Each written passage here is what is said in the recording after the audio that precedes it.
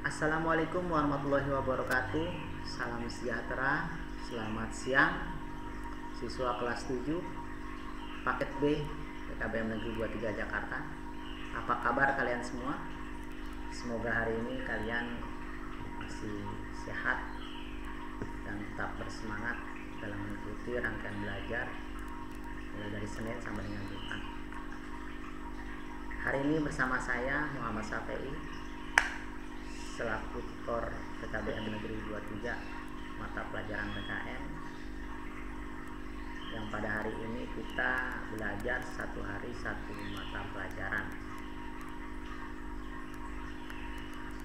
Sebelum memasuki modul 4, saya ucapkan terima kasih kepada siswa kelas 7 yang telah menyelesaikan tugas dan penilaian modul 3.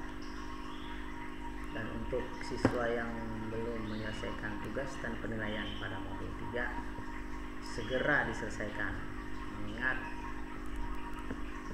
waktu kenaikan kelas tinggal sebentar lagi. Baik, kita lanjut pelajaran hari ini, pelajaran PKN, yaitu keberagaman dalam bingkai Bhinneka Tunggal Ika. Faktor penyebab keberagaman masyarakat Indonesia yaitu letak strategis wilayah Indonesia, kemudian kondisi negara kepulauan, terus perbedaan kondisi alam, dan keadaan transportasi dan komunikasi. Untuk letak strategis wilayah Indonesia, kita berada di dua samudra, yaitu dua samudra Hindia dan samudra Pasifik, dan dua benua, yaitu benua Asia dan juga benua Australia. Untuk kondisi negara kepulauan, masing-masing kepulauan mereka mengembangkan budaya mereka masing-masing. Untuk perbedaan kondisi alam seperti pegunungan, pantai, dataran tinggi, dataran rendah, daerah yang subur, itu menyebabkan perbedaan dalam mata pencarian, bentuk rumah dan makanan pokok. Untuk keadaan transportasi dan komunikasi biasanya saling mempengaruhi dalam berinteraksi. Ini merupakan perubahan masyarakat terhadap perubahan, yaitu yang menjadi faktor penyebab keberagaman masyarakat Indonesia. Nah, kita lihat arti penting keberagaman. Keberagaman adalah suatu kondisi dalam masyarakat di mana terdapat perbedaan-perbedaan dalam berbagai bidang, pertama suku, bangsa, ras, agama, ideologi, dan budaya, atau disebut dengan masyarakat yang majemuk. Nah, di sini ada keberagaman suku, keberagaman agama, keberagaman ras, keberagaman antar golongan. Nanti kita bahas satu persatu. Yang pertama yaitu keberagaman suku, atau disebut dengan etnik. Nah, ini adalah sekelompok manusia yang memiliki kesatuan budaya yang terikat oleh kesadaran dan identitas tersebut. Ciri-ciri yang mendasar paling umum yaitu bahasa daerah, adat istiadat, sistem kerabatan, dan kesenian daerah. Bahasa daerah jelas berbeda-beda, dari Pulau Sumatera atau Pulau Kalimantan saja sudah beda dengan bahasa daerahnya. Dari istiadat, adat istiadat, kesenian daerah, juga sistem kerabatannya berbeda. Nah, keberagaman suku berdasarkan pada tahun 2010 terdapat 300 kelompok ras etnis suku bangsa yang ada di Indonesia, atau sekitar 1.300 suku bangsa yang tersebar di provinsi. Nah, yang paling besar ini 40% adalah di Pulau Jawa, suku yang paling besar di Indonesia. Nah, untuk selain suku bangsa yang ada di pulau-pulau besar, juga ada suku bangsa di Indonesia yang di pulau-pulau terpencil, seperti pulau yang di Kalimantan dan Papua. Mereka itu biasanya kondisinya populasinya terbatas dan jumlahnya juga cuma ratusan, sedikit, tidak terlalu banyak. Nah, hari ini tugas kalian adalah tuliskan suku bangsa yang ada di Indonesia. Buat tabel sejumlah pulau terbesar di Indonesia. Tuliskan 5 suku bangsa yang ada pada setiap provinsi di Indonesia. Ini tabelnya, contoh tabelnya kalian bisa lihat. Nanti di contoh di ini. Kalian catat di buku, ditulis, diisi, lalu difoto, kirim lalu ya pribadi saya.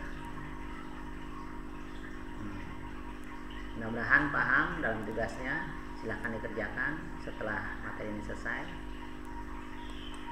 Baik, langsung berikut keberagaman agama dan kepercayaan, yang itu berasal dari masing-masing yang ada di dunia. Untuk Hindu dan Buddha itu berasal dari bangsa India, Islam berasal dari bangsa Arab, Kristen dan Katolik berasal dari bangsa Eropa, Konghucu berasal dari bangsa Tionghoa atau Cina. Animisme dan dinamisme itu kepercayaan asli bangsa pribumi. Ini biasanya untuk untuk kepercayaan animisme dan dinamisme itu ketika orang-orang dari bangsa-bangsa lain itu belum memasuki daerah tertentu tersebut, jadi belum mempengaruhi agama. Jadi mereka masih menganut animisme dan dinamisme itu sendiri. Nah, di sini keberagaman agama dan kepercayaan Indonesia lihat tes persentasinya, yaitu Islam paling tinggi yaitu 87,18%. Untuk Kristen nomor 2 6,96%. Kemudian Katolik, Hindu, Buddha, yang paling rendah adalah Konghucu 0,05%. Nah, dalam landasan hukum kebebasan beragama ini di Indonesia diatur dalam Undang-Undang Dasar Negara Republik Indonesia, yaitu pasal 29 ayat 1, negara berdasarkan atas Tuhan Yang Maha Esa. Pasal 29 ayat 2, negara menjamin kemerdekaan tiap penduduk untuk menurut agamanya masing-masing dan untuk beribadah menurut agama dan kepercayaannya masing-masing. Ini ada dalam Undang-Undang Dasar 1945. Nah, kita langsung ke peragaman ras di dunia. Di sini ada 5 masing-masing ras dalam golongan bangsa berdasarkan. Nah, di sini definisi rasnya. Ras adalah golongan bangsa berdasarkan ciri-ciri fisik dan garis keturunan. Keberagaman ras ditandai dengan adanya perbedaan ciri fisik seperti warna kulit, warna bentuk rambut, ini bentuk muka, ukuran badan, dan bentuk warna mata dan ciri-ciri fisik lainnya. Nah, ini klasifikasi ras di dunia. Kalian bisa lihat contoh dari foto-fotonya, ini wilayahnya bisa dicatat. Terus ini klasifikasi ras Mongoloid. Kita masuk dalam ras Malayan Mongoloid. Ini Indonesia. Warna kecoklatan, langsat, tinggal coklatan, tinggal rata-ratanya udah, tinggi badannya juga ada. Nah, terus keberagaman antar golongan. Struktur masyarakat Indonesia ditandai dengan 2 ciri, yaitu horizontal dan vertikal. Horizontal, perbedaan suku, bangsa, agama, adat istiadat, dan kedaerahan. Secara vertikal, lapisan atas, menengah, dan bawah. Nah, ini dampak positif dan negatif dari keberagaman. Dampak positif di warna kuning, dampak negatif yang di warna putih. Yang kuning yang pertama, terciptanya sikap saling menghormati, meningkatkan persatuan kesatuan, tidak terciptanya kesejahteraan Indonesia. Untuk dampak negatifnya, timbul sikap sukuisme, timbul sikap diskriminatif, rawan terhadap perpecahan. Ini kalian bisa catat masing-masing dampak positif dan negatifnya. Ini hakikat Bhinneka Tunggal Ika, yaitu dari sebuah kitab yang tulis Mpu Tatular, judul Sutasoma pada zaman Kerajaan Majapahit, yang tertera dalam burung Garuda Bhinneka Tunggal Ika. Nah, di sini ada arti penting keberagaman. Itu arti pentingnya ada 4. Yang pertama adalah keberagaman bukan unsur perpecahan, justru menciptakan kesatuan bangsa. Keberagaman merupakan kekayaan bangsa yang sangat berharga. Keberagaman memahami semboyan Bhinneka Tunggal Ika. Nah, keberagaman dapat dimanfaatkan sebagai sumber pengembangan ilmu pengetahuan serta kreativitas dan inovasi bangsa.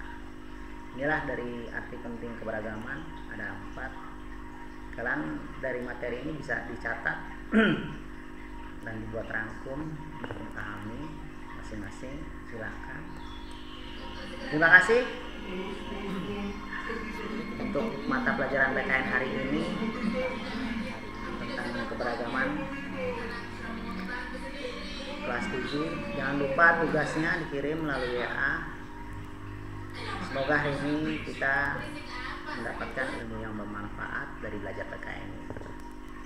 Terima kasih, selamat belajar, tetap semangat dan jaga kesehatan. Wabillahi taufiq wal hidayah.